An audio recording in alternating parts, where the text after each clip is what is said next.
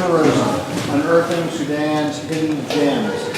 Alla, take us to Sudan. Hello everyone. So I would like to start, this is a little bit far ahead. I would like to start by thanking my... Oh, the microphone? Oh, the microphone. Is that around? I was just like trying to be loud. Where's mine? That's good to know.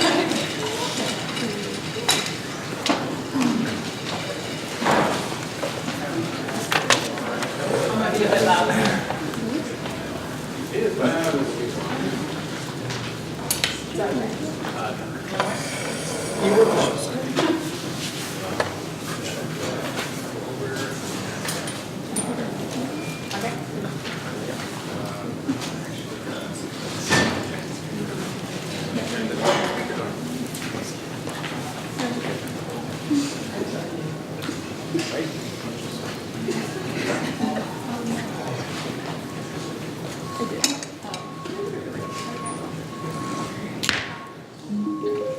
Can everyone hear me? Oh, that's loud. Okay.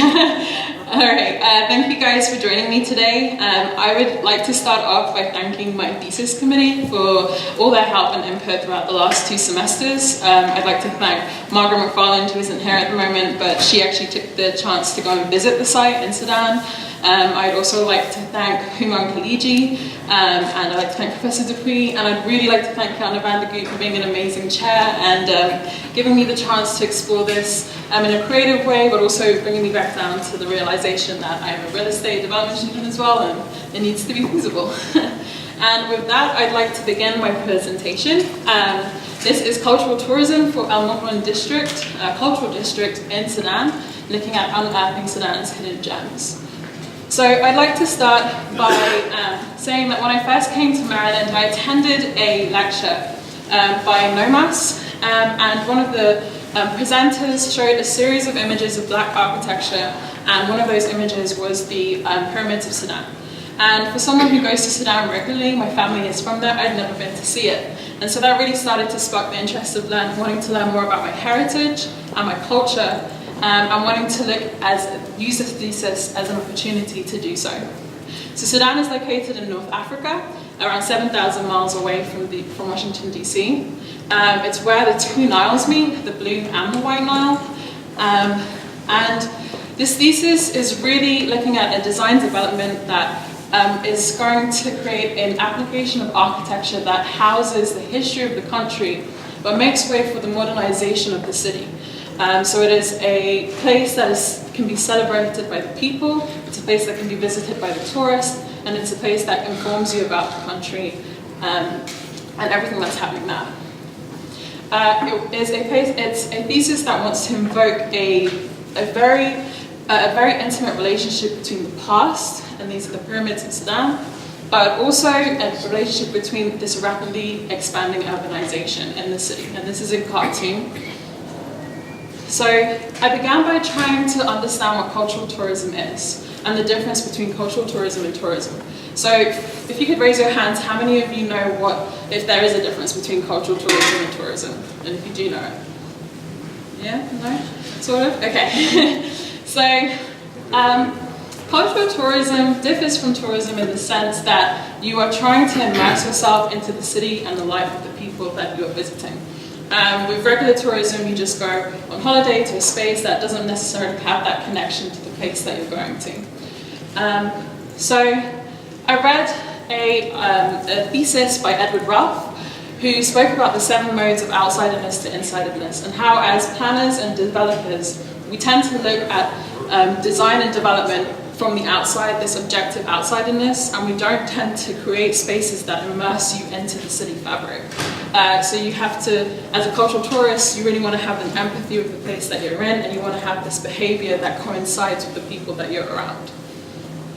So looking at that, I looked at cultural tourism in Sudan, and one of the things that I noticed when I visited in December this year, in January this year, not December, was the growth of the number of foreign visitors coming into the city.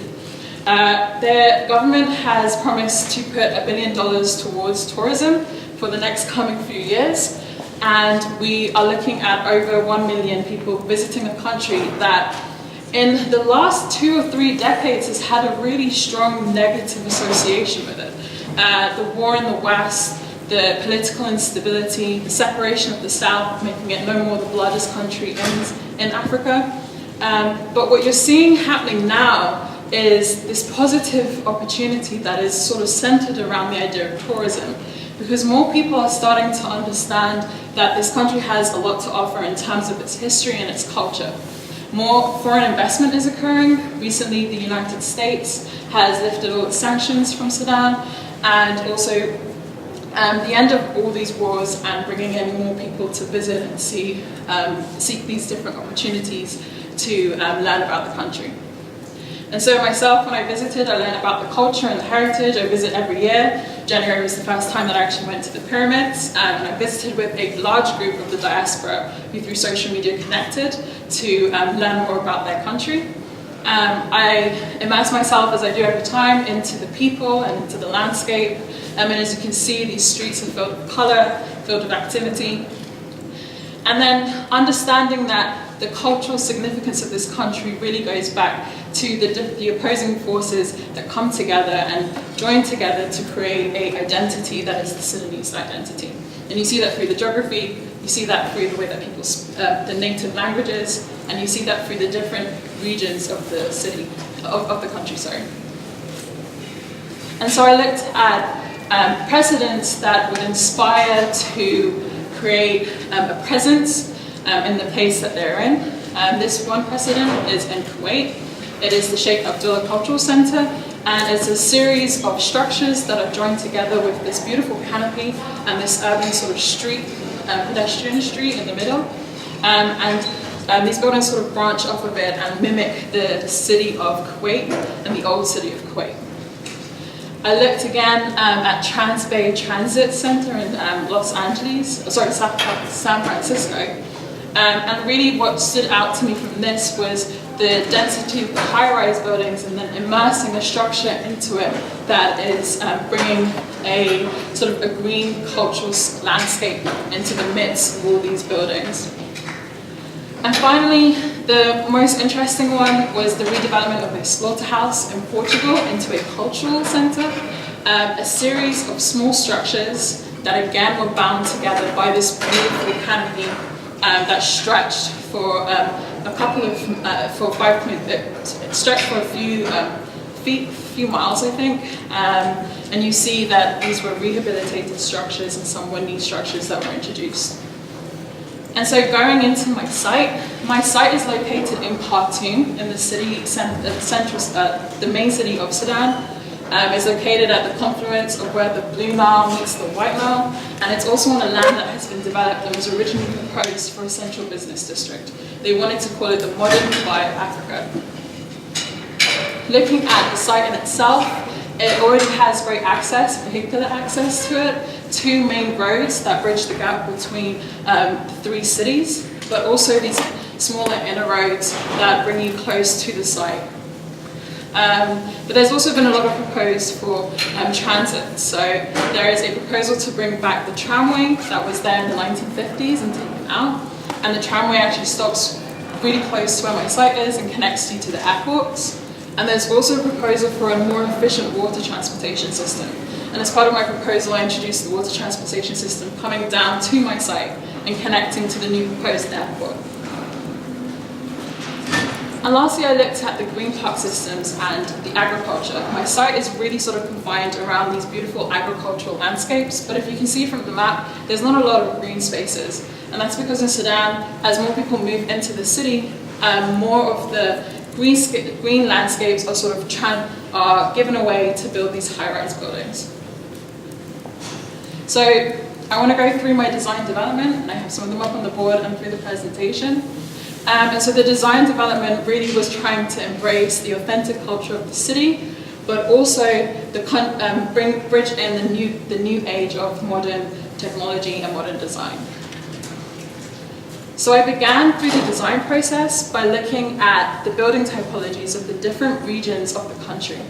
And so these building typologies tend to be similar through the north, east, west, and south of Sudan, but I'm going to highlight few that I thought were significant for each of these specific regions. For North Sudan, really was the urban street that started to come in during the colonial rule, and the difference in building height within the last 10 years has been astounding. But then looking back at ancient and that central monument and those courtyard spaces were really prevalent throughout the history of the cities.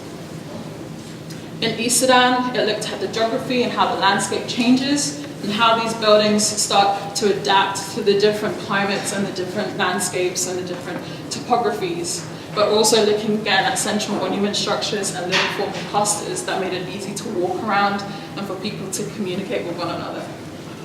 And then finally in West and South Sudan, where the climate is a little bit different from North and East Sudan, it's a little bit more of a humid, wet climate. And looking at the geography, the topography, but also the idea of this orientation of buildings that were revolved around the movement of the sun. And then again, I looked at the development aspects of this project. How do you build a project that is beneficial for the people, but is also feasible and can be built by private investors? And so there's this idea of a virtuous cycle of development, where a public activity will influence a public improvement, so the government will pay for it. But the public improvement in turn will encourage more private investment into the country. So in this instance, the public activity is tourism, the growth of tourism, the number of tourists that are coming into the country, and that's inciting more public improvements like a new airport, new hotels, and that in turn will generate new activity for, which private investors can participate in. So I began by developing a strategy that looked at a number of different programs, one of them being a hotel as a way to house the growing number of tourists that are coming into the country, but then having these cultural pavilions and these cultural centres that are integrated within the structure of within the site, and the residential buildings being a part of the program as well for future development and keeping the site active throughout all day throughout the day. So I began with looking at the ground floor. My ground floor comprises of a series of cultural buildings that are brought all the way from the top down towards the roundabout, and then having these residential buildings that slide in, sort of intersect with the courtyard spaces that are with the spaces that are created between the cultural pavilions.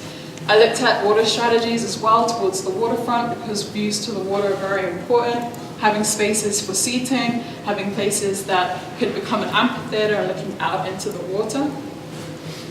The second floor of the cultural pavilions, some are looking at having mezzanine levels depending on the types of programs. The programs are very diverse, and there was a series of programs that looked at having an auditorium, having a public library for the number of schools that are around, having studio spaces and restaurants. But then really it came to this sort of mega structure of the cultural centre. And the cultural centre was mimicking the history and the timeline of the country. And so there are two bars, and you can see it from this drawing here. There is the historical bar and the cultural bar. And the idea is that the hotel frames the old city, and as you're looking down, you have the historical bar that is a timeline and a walkthrough through the history of Sudan. But the bridges that link to the cultural bar are those points in time that intersect with the points in time in history that intersect to create the cultures of the different regions of the country. And then again, looking at the mezzanine level on the third floor, that creates more private exhibit spaces as opposed to this open bar exhibit on the ground on the second floor. And then I looked at how could I start to bring the building typologies that I researched earlier into the interior of the spaces, looking at having these separate sections that influence the different parts of the history, and how the orientation of the public exhibits or the private spaces could start to define these different typologies. And so you can see that in one of the renderings at the far left, where you have some of the monuments being orientated around the movement of the sun, and that mimics the pyramids being placed around the movement of the sun as well. And then, for the purposes of the thesis, I wanted to zone in and look at these cultural pavilions and these spaces that are created by the cultural pavilions and the types of programs that they would inhabit. This specific type of program is an example of having a sort of a herb garden with eco-manufacturing workshops and cooking classes that are integrated together to create a system of different programs throughout the center. And then looking again at how the building typologies that I researched link back into the design of these cultural pavilion and these spaces that are created by the pavilions and by the residential areas. The courtyard spaces being mimicked in these sort of more intimate zones. And then circulation being similar to that of an urban street where you have this main pedestrian pathway, but then you have these inner streets that can lead you in and out of that pedestrian space. And then this is a perspective section that that does start to showcase the different programs and how they correspond with one another. The cultural center with the cultural pavilion, and then the buildings that start to define also the landscape of this site. Another perspective section showing how the residential buildings sort of play into the aspects of this particular part of the district. And then looking through the elevation and having these strategies that pertain to utilizing a lot of the sustainable strategies that we've learned about, specifically in a country like Sudan, where the sun is really dominant, more so dominant than it is right now here, and using solar panels, having a green roof, and the green roof sort of mimicking that area of green urbanism back into this part of the district, and also looking at native trees. And looking at pervious paving that deal with rain and deal with water flows. So I wanted to take you through the building through a series of renders through the lens of 3 characters. The first one being Yara, who is a part of the Sudanese diaspora. She comes in, and I'll show you my plans, through the main road, through the roundabout, and is dropped off at the roundabout. And her first view is looking through the pedestrian pathway. And as she looks through the pedestrian pathway, there are locals who are dancing and showing off their cultural, some of their cultural traditions that is enjoyed by the people that are around. She's really intrigued by the culture of the country, and she wants to learn more about women in Sudan, and she wants to learn more about the different parts of Sudan and the traditions, such as the music and the dance. So there are different cultural galleries that pertain to that. And then looking at the natives' experience, he is particularly interested in just being in sort of more smaller, intimate spaces, like the herb garden, the food production courtyard, and then sort of as he enjoys his time there in the cafe that's there, he walks out and he's back on the pedestrian pathway where there's a really high activity of market spaces, but also of food trucks and vendors and people sort of enjoying their time there. And the last is the tourist. So experiencing the district from the eyes of a tourist, they're coming in and then probably their first point of contact will be the hotel. And so they're starting off from the top, from the far end of the cultural bar. They're interested in learning about the history and then walking down through the bars. And so this particular render looked at creating these spaces inside, like I mentioned before, that pertain back to the typologies of the buildings.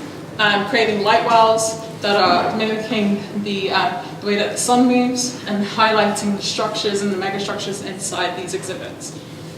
And so he comes into the historical bar first and walks down, and then he walks through the bridge links into the cultural zones and the cultural center. Into the cultural exhibits in the cultural center part. And then finally, the market space is where all these characters can meet. It's really comes down to the fundamentals of the idea of the souk, the idea that different people from all backgrounds can come here and they can experience the traditions of the Sudanese culture. They can experience the different types of food, the different people that are there, the different activities, and really creating that space that is authentic to the city, to the old city in itself. And with that, I'd like to open up for comments. Thank you very much. Alla, could you point out on perhaps this drawing? Yes. Where each of these views is taken? Yes. So the far bridge link view is these bridge links. The cafe, the sort of herb garden area, is actually in this view here. I'm taking right here.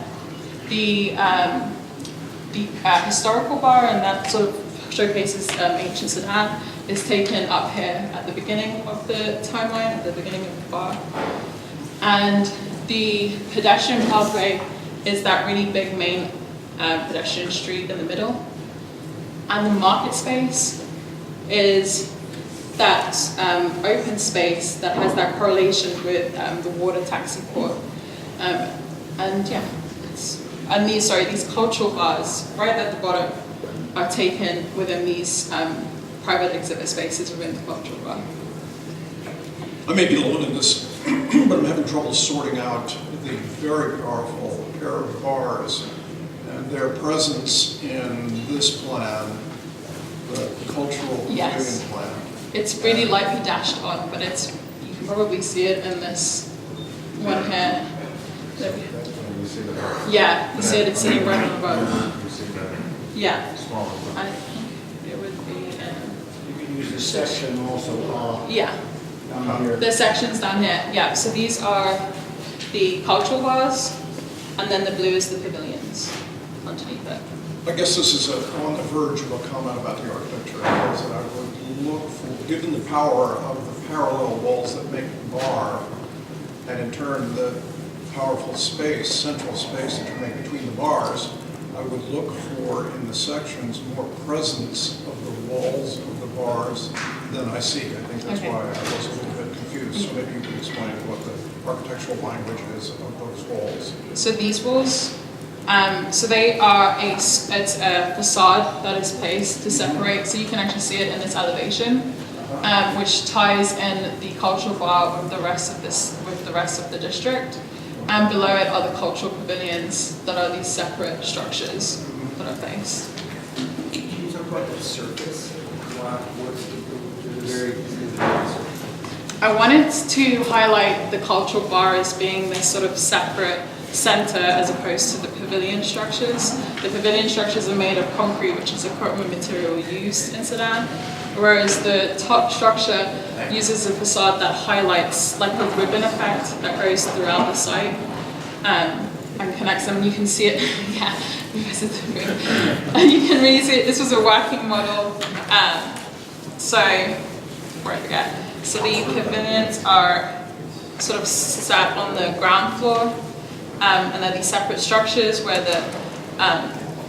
these residential buildings come into. And then the cultural bars are these secondary structures that are sitting on top of these pavilions that tie in the cultural pavilions with the residential, and it creates this sort of urban street grid in the middle, a pedestrian street that goes all the way down. This is open. Yes, there's mezzanine. That doesn't necessarily show that. So over here and over here. That top. Yeah, so you see it. Two levels. Yeah, so there's a mezzanine level, and then. So one of the question I was asking though is like, there's a very distinct kind of form in the surface and Yeah. the pattern of that. Is that from something?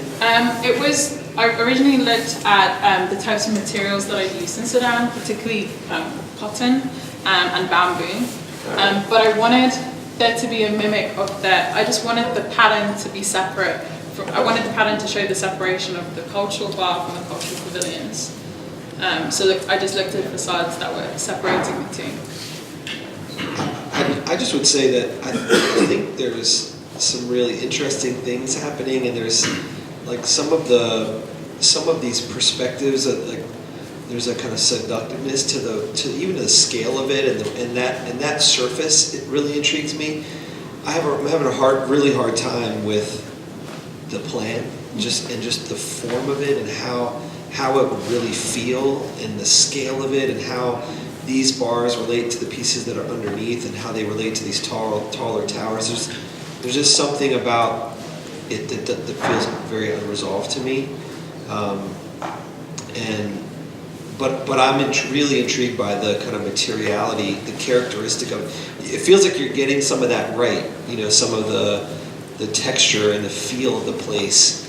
And I would like to see more of that. Like if that cotton came from somewhere, if that idea of what that came from, like I want to see it. Yeah. I want to see precedent image or a diagram or something that shows the assembly of it and why.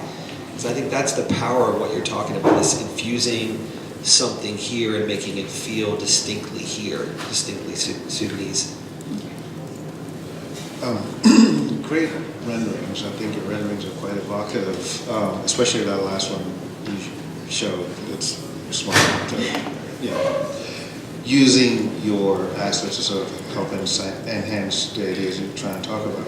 However, I would ask a question, because when I think of cultural tourism, I'm thinking if I'm going to another country, I'm visiting a UNESCO site where there's things about the culture, that talks about the history, things I can see, I can feel, I can touch, that would transport me back in time to sort of, that's why we go to all these places we know and love, right? My first question to you would be, why this particular locale, this particular site? Okay. Is there something existing on the site that you have somehow tried or attempted to incorporate into what you have now? Is it the footprints of the dwellings that used to be there before that are now these smaller pavilions that you're trying to recreate? Because, that's going to be my next question, where there's a sense of, I use the term bigness that I see in your project. It's like, wow, this is in Switzerland somewhere. And when I look at some of the precedents that you put forth about the real fabric of Sudan, just sort of smaller dwellings. And I understand there's a clash between modernism and so what historically is there. But when you throw in the world's cultural tourism, and I'm seeing that, I'm thinking that's an imported cultural tourism that you're bringing me to come see, not something that's indigenous, that is inherent to how, especially I love your timeline that you have there. I was staring at it in awe. That talks about the rich history of how they started in 76 AD, through colonialism to the now. And if I'm going cultural tourism, I want that pamphlet, and I'm going to try and find that on every site. And I want your architecture to speak to that, because when I look at the language of the architecture that you're using, it's hyper-modern in a way. Like it's you show that example in Kuwait, which I think, that's something they were going for there, but that tells me nothing about the history of Kuwait. That's just a new way of doing parametric architecture that looks fabulous. It's not telling me particularly what's going on there.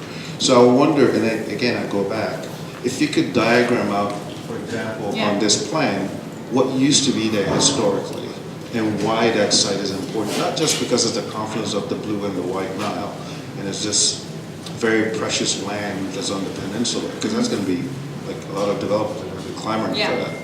But what makes it?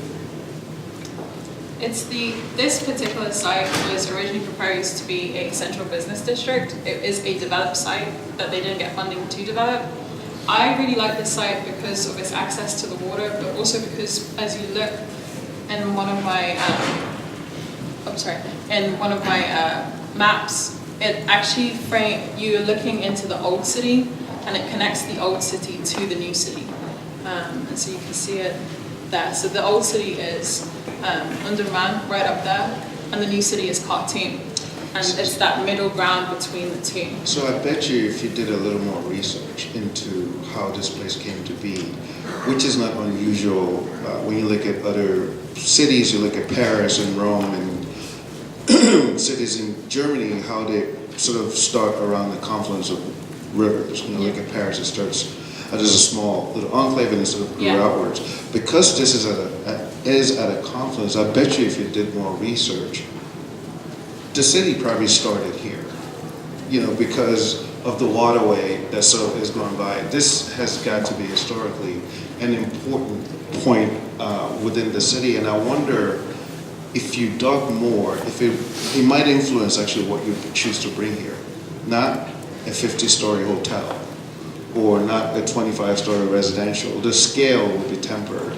And therefore, when you put it in a brochure that I'm advertising ecotourism, leave all the stuff to the other side of the river. However, this is the birthplace of, in a sense, civilization. This is how it started. And I think the granular approach to how you deal with the architecture would actually be quite delightful. I'm hoping you were going to say that about these pavilions. Their footprints The footprints are a lot smaller, and they create these more sort of intimate courtyard spaces that go back to the smaller footprint, the smaller building typologies that I was looking at. The bars are that megastructure that ties them all together and ties the history. And it's a spatial sequence and a historical sequence from the beginning to the end. Because I do love the little courtyards that you've created, because in a sense, the reason they build those buildings over there is because of the climate, and you need shade and shadow, and you create these little courtyards and suites and whatnot. That to me is part of the story, as opposed to this bigness that you now overlay on top of this very, very overpowered. Like I look at that and I'm just like, wow, that's in Brazilian. Not, What Alla's not saying though is, if she doesn't do it, somebody else will. Yeah. I mean, because That's the why she's site a better is prepared- architect. Yeah, the She site will is do it right. prepared for development, right? Yeah, So one exactly. of the challenges in this thesis project, I was gonna wait till the end to say this, but Alla's major challenge in this thesis project was between the architectural instinct of, exactly what you're describing, and the drive of development, and then the square footage, the sheer square footage that would be required to justify development of this site, right? So I think you intentionally chose to try somehow to work between scales. The bigness of the residential, 11-story residential buildings, the hotel that Margaret, kept saying, you're going to have that. And then saying, look, the ground floor is mine. Yeah. Right? So, it was one approach to the site, And I personally am glad that you took it on, the challenge, But I think the point is, in this conversation, that challenge isn't quite yet resolved, I guess, right? But you took it on, and here's one way of approaching it. And I guess you make a very valid point, but I guess the point I'm trying to make is, as a thesis, you're trying to put forth a point of view, regardless of the realities of, that's actually what's brilliant about thesis, where you can explore these ideas and toy with them. So when you go in the real world, you've sort of seen the pros and cons of making any such move. Mm-hmm. But trying to do both, it's hard. Trying to sort of say, I'm going to do this UNESCO-esque kind of site, and then because I guarantee you, okay, so if you're going to take that approach, all the infrastructure that has to serve those residential and those hotels is going to decimate this historic thing that you've created. It's already in there. It already exists. Already exists, But my point is, though, what is your point of view? Are you going to try and add to it to destroy this thing that you want to create, this reason for being that will bring me to Sudan? If I go to Sudan, I'm not going there to go look at the next Hyatt hotel. I could see better ones like right next door. Go to Nigeria and see something similar. It almost feels like this is a welcome center to the historic district. That's exactly. So this is, you come to your hotel, you get there from the airport, and this is your first taste. Like I imagine walking down this timeline in this history bar and kind of peeking into these cultural galleries, and this gets me excited for what I'm going to see across the river. At least that's the way that I was sort of reading the presentation. So there's infrastructure there, or what is there? There pipelines, there is the road. None of these buildings are there. No. They originally proposed really much higher roads than the ones that I have to, like I said, And business. to your point, I would say just flash it on the screen of my hotel, that there's a historic place across the street that I'm going to go see as well. Trying to create a fake version here, but then the real one is across the water. I think there's a place for a welcome center-esque kind of experience. I agree that you don't want you don't want to take away from the historic sites across. I'm really interested, we've talked a lot about the center area, and it's very bold with the tall vertical walls, but I'm really curious too how you're connecting out to the water, because it seems, the way we've talked about it, it seems very inward facing, and I want to know how you thought about that sort of connection out to the river, and maybe talk about you started to touch on the shapes of those pavilions, but I'd like to hear more. So having sort of that visual connection to the water from the pavilions, windows that look out, but also having these open spaces and courtyards that bridge you over into the water and these sort of seating areas, but also on these bars some of these spaces on the interior, so the mezzanine level, they aren't all enclosed spaces, they're roof gardens that you can walk out of, and you can stand there and you can look out into the water, and it happens all along this side. And on this side, there is a park, so you get the same sort of experience when you're standing on this side looking out and having those open spaces so they're not all enclosed. I think the sketches which came through the little resolution, Yeah. are hard to read. You had some really fine ideas about the promenade, Yeah. along the waterfront, amphitheater, how. Yeah, something and so, like- step in. And what's on the other side of the highway? So this is a park. It's a development that's being developed. It's a park, yeah, and that's right over the two knots meet. And the only, again, sorry, just one last thing. The only reason I ask that is I wonder if there's a strategy as to how you put the building as opposed to being so dogmatically symmetrical about that peninsula. I wonder if you favor one side versus the other in terms of where you put the event. I understand Yeah. you both get views, but there could be a strategy in terms of how you program this, that maybe the parking space in the park gets a certain scale of residential versus the one that's Okay. underwater Yeah. body of water, because they're different ways. Yeah. On either side, so that might be another approach is how do you stack this, so it's not just this linear bar and very, very strong, and then you put your towers at the end, and you can actually start playing with the symmetry and favoring one side versus the other. Because the part that has the park, I guarantee Yeah. the real estate values is probably gonna be much more expensive than on this side, where you get the park and the water, as opposed to here where you get just the water. So just Yeah. something to think about. Okay. That's really interesting because you can almost start to visualize that. Yeah. Like, oh, they've taken the residential to cover the bay, you can sort of see that And you can build towards the water, but that's towards the point. So I always find these projects hard to comment on because I've never been there.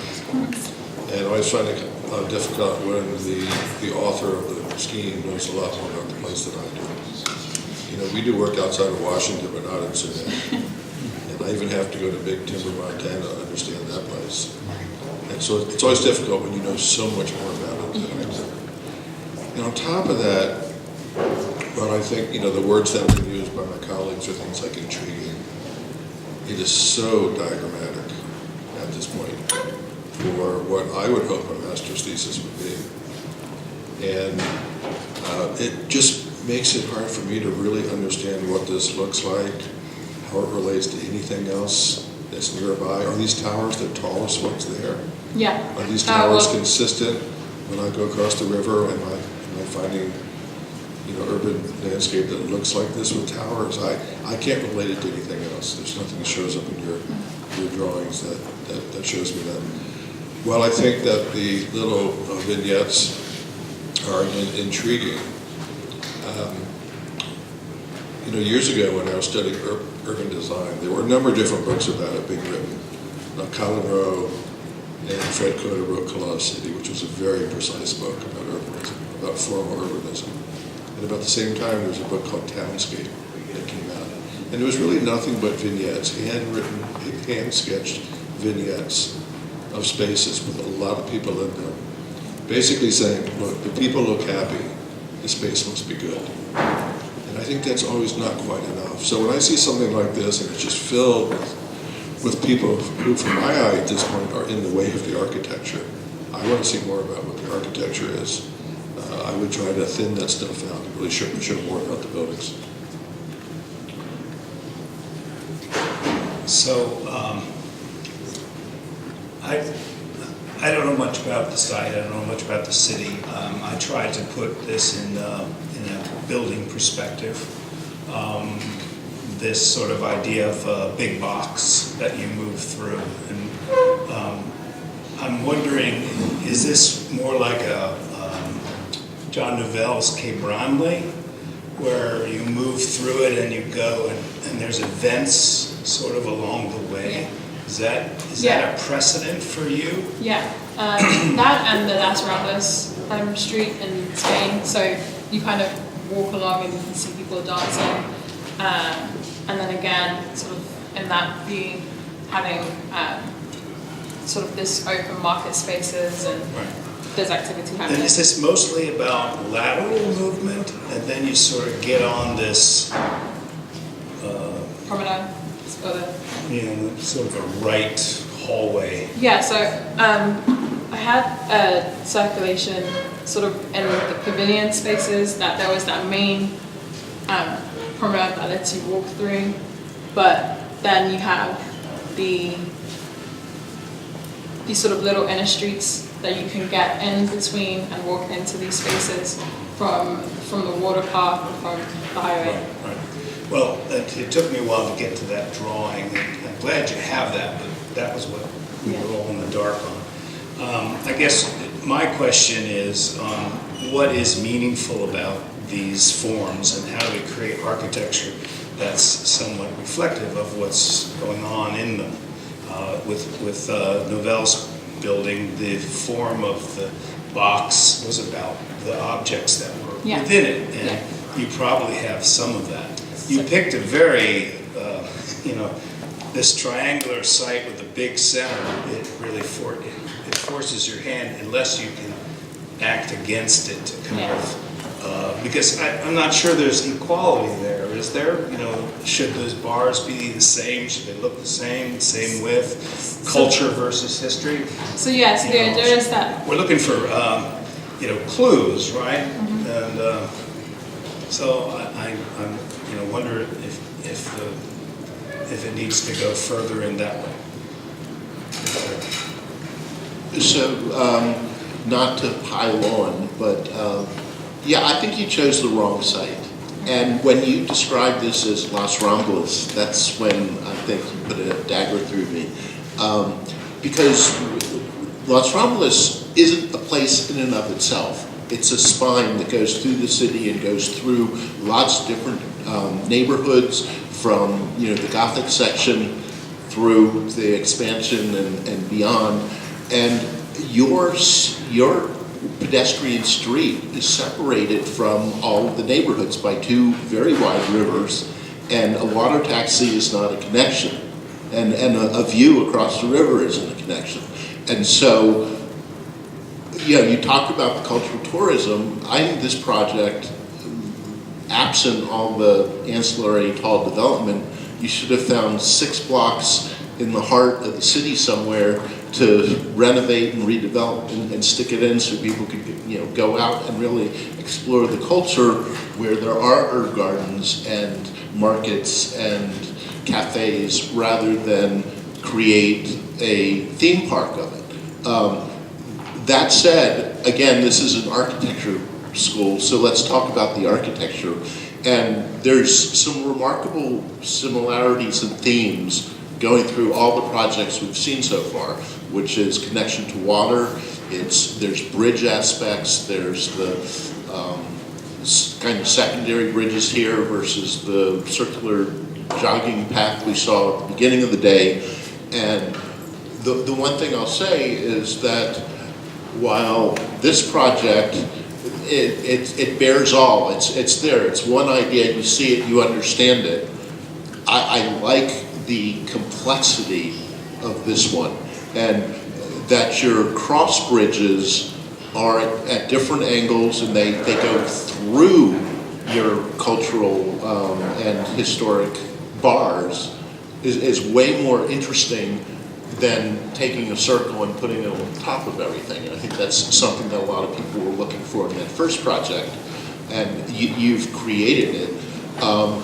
During lunch, I made the comment that nobody talks about their elevations, and you've gone one step further than that. You haven't even drawn any elevations. I have the that's not. That's a brief concept of an elevation at best. Where you really need to concentrate on the elevations is not the towers that some other architect's going to design for some other developer, but what are these concrete pavilions, and what is this screen wall here, or whatever whatever it is, how diaphanous is it versus solid? Again, details are what makes the architecture, and I think you would have been better served by paying less attention to your additional development around it and really dug into what does this place feel like. We don't want to think about architecture, we want to feel architecture. And I wonder, it's almost like, and again, great work, but I'm looking at this and I wonder, it's almost like as if I'm like a big giant, right? And I can grab the tectonic plate and just shake the site and have those tall buildings fall and become little cubes and cubettes around the whole site. Still the same program of residential. Still the same program. So in that way, the hotel gets scattered and, you know, as opposed to like being at the end. There was an earlier scheme looking at the residential separate from the hotel, from the cultural center, and the cultural center being at the tip of the site. But looking at it again from the development side, because I'm a dual degree, Sure. it didn't make the most sort of feasible sense to do that, specifically because of the land and the cost of the land. It's a very expensive piece of land. But again, as a point of view, as a thesis point of view, yes, it has to have the real life implications that you're describing. I totally understand. But in terms of making a place that's joyful, that's just not driven by, in your case, it's not the dollars. What is it in Sudan? What's the currency? Sudanese pounds. The Sudanese pounds, right? But if you were to take this and shape the site and just sprinkle, because you've created these delightful, and I love it about your projects at the grade level, these courtyards that I was talking about earlier, these sort of like hidden spaces that you discover as you go through. I don't think your perspective does it justice, because for example, if I were to wipe out all the entourage in that perspective image, take out all the people in the landscape, I'm faced with blank walls looking into this avenue that you've created. And you mentioned the Ramblas in Barcelona. You have stores and activity facing that space. How do you activate that space? But if you were to shape this and sprinkle residential and real people, real markets that inhabit those spaces, that tend those spaces, that engage with the tourists that come in, I think you'll have an even more richer project. If this is going to be your approach, I think it's just taking it to that next level and not looking at it from this bigness, sort of developer-driven point of view. I think shaking it up. I wonder, Alla, I think it's a challenge that many of our students who are doing the dual degrees face in the balance between sort of the realistic and sort of doing following the responsibilities and goals from real estate and also from architecture. And maybe a way that you could expand on this or develop it is to consider the edges of the site, which are not considered. And so architects often, we have a site and then we do sketches about what else we would like to see beyond that. And so in a way, for me, I think you stuck too much to what the official, perhaps, development site was. And if you had considered, for example, where we see the boats on the left side, and how people might be able to filter down to that water's edge, and how you can make that area another smaller scaled area, and have this big green space on the right, become something. So you're not presenting us with just this piece, you're putting it in a larger context of what could happen next and where you would like to see it. And recognize the difference also between the left side of the site and the right side. I can imagine that could start to address some of the other issues, right? And pull yourself out of that box a little bit. I was thinking some similar things, but the last comment I want to make is I'm having this like fight in my head about like how successful that stuff feels, and then how how these big bars just kind of feel like they're fighting each other in a way. But I started thinking about the last thing is the tower of your hotel, and you talked about that being this kind of gateway or this view portal frame, and I feel like it doesn't do that. And I really want whatever this stuff is and this pathway to come and kind of open up to the edge, and maybe the scale goes down so that you're not like dwarfed by this thing, and it's much more pedestrian, like the scale of the kind of historic core reflects more directly here, and maybe the development gets bigger and bigger as it goes back. Perhaps the towers belong at the other end, at the start. The space that I feel like that's analogous to it a bit is Roosevelt Island, and what happens at the end of Roosevelt Island. which it opens up to the water. Yeah. And so that might also make you treat the bars differently. at the end. Is there a sketch over there that does that? Well, I would, if I were you, I'd go back to that and develop it from there. Where this seems wider, shorter, you got development here, this could be your tall stuff. Let somebody else worry about it later. But you're much closer to the water. Just the only comment I would make is, you said that there was a scheme already for this site. Yes. I think it's always helpful if there was a scheme that you draw that scheme also. It's not there anymore. This scheme. Somebody drew something, right? They had planned on building. It was not fully this whole site. It came up as a pathway to the site. Yeah. Okay. I think what happens is that when you draw a scheme for a site that had a previous scheme, your scheme is not only itself, it's a critique of the previous scheme. And I think seeing those side by side is actually very helpful. Alla, I think there's another model here. Really, the difficulty we've all had is that we don't understand the space-time in the middle. And I initially interpreted these cross buildings as being buildings at grade. I think they're not. No, they're not. They're, you see it in the elevation, exactly. in the sections. And I think you are being criticized about things we can't understand from your three-dimensional drawings, which are very inexplicit about the architecture. It's an artful use of entourage to substitute for commitment to the architecture. And I think the architecture's there. To see this with the opportunity for a kind of a curtain wall on that edge, which might do spatially what this roof development is doing diagrammatically, I think could make that really interesting. And there's kind of a development model, which is that basically a whole slug of Western capital comes in and builds the infrastructure, and then local government builds the institutions that plug into it, and then comes the hotels and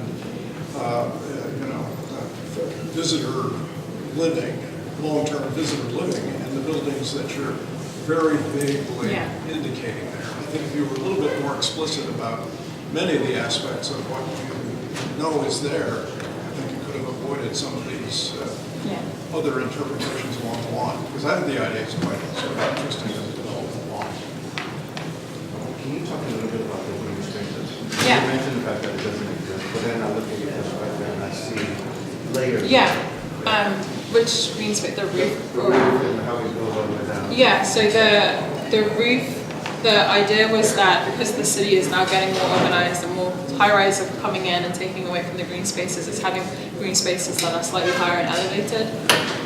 It's a sort of a park in the sky that goes all the way and ties in from the hotel down, and also gives residential apartments views into that space. And there's also And can you go from the top to the top of the pavilion? Like, because there's green, yes, there's several yes. layers. So you see it in here. The mezzanine level allows for open spaces that you can come out of and go into and sort of stand in the green roof. From the residential? Not from the residential, from the cultural bars. So the residential don't connect directly? Don't connect directly to it.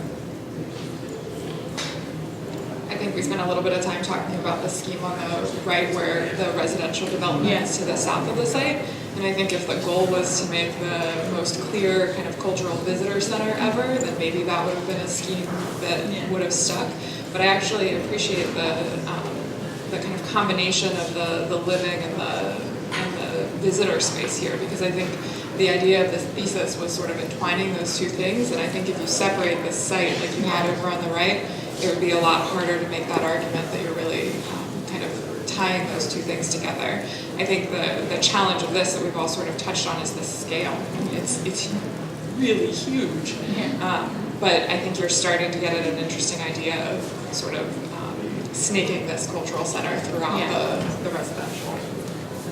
Yeah, I mean, I think that's, the more I look at it, the more I'm intrigued, and I really want to see that plan blown up. Yeah. I know it gets blown up over there, but like, That's my favorite. yeah, the idea that there's residential towers that come down and open out into these little corridors and passageways that are outside.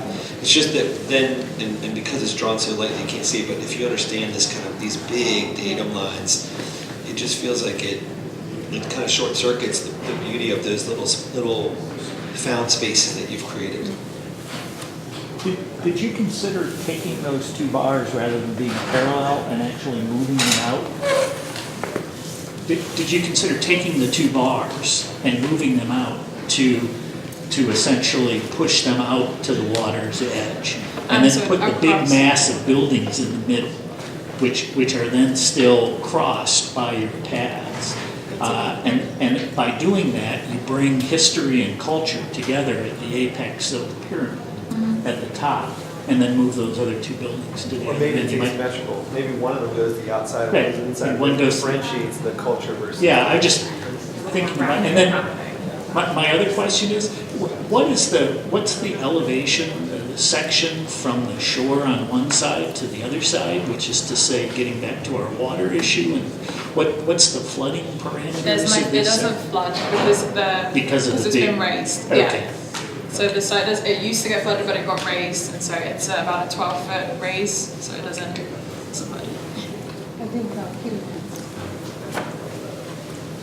So I think there's maybe one other drawing that would help answer some of the questions that came up. I think there was some reading of the project of it being hermetically sealed, this kind of, we're going to go here and kind of get stuck in this world and not enjoy the connections to the city. So I really want to see a plan almost at a smaller scale, about half that scale, but that includes as much square footage that shows the connection to what I'm looking at, the botanical gardens, which are just to the southeast of your site, and the gardens, and those older neighborhoods to the northwest, so that there's a drawing that's made that shows this isn't this hermetically sealed, wonderful environment with these courtyards that are a reinterpretation of how people live in this area, but that also sets up the connections to those existing local institutions that you can get out and experience.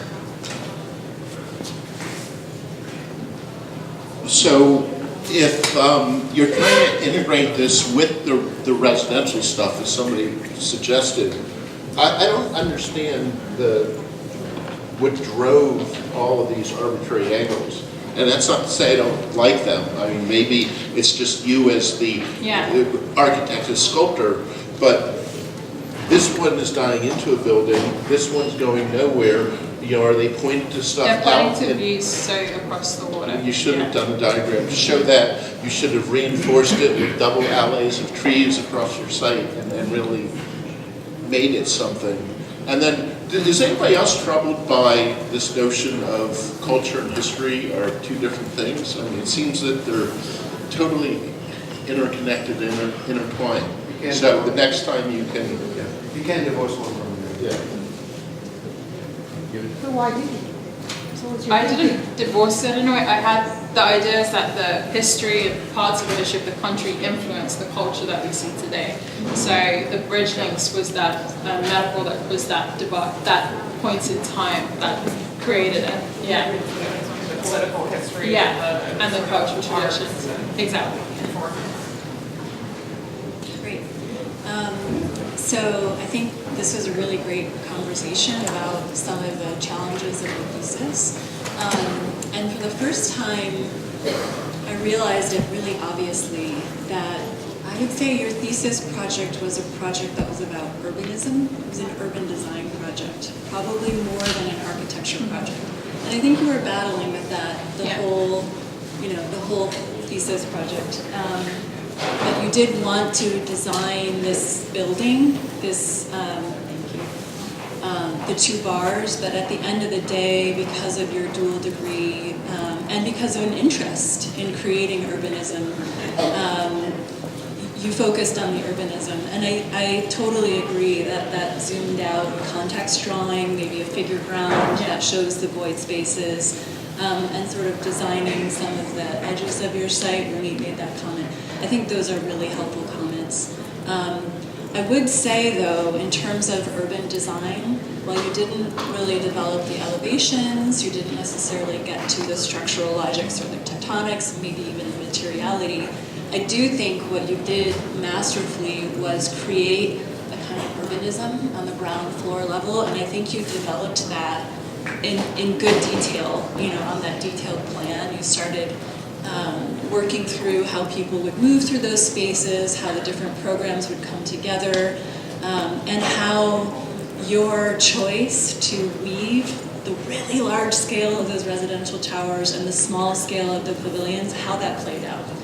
You did have a lot of other schemes, right? Yeah. You played with that model, and at the end of the day, you chose this one scheme. I'm going to take it on. I'm just going to see how that plays out.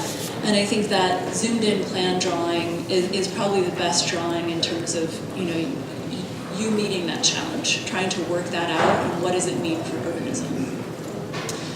It was wonderful working with you. You always brought lots of ideas and lots of work to every time we met. So I really always appreciated that. I also really appreciated the amazing research. I think like 10% of your research was shown in this presentation. So I really want to applaud you on all of that great research work too. Thank you.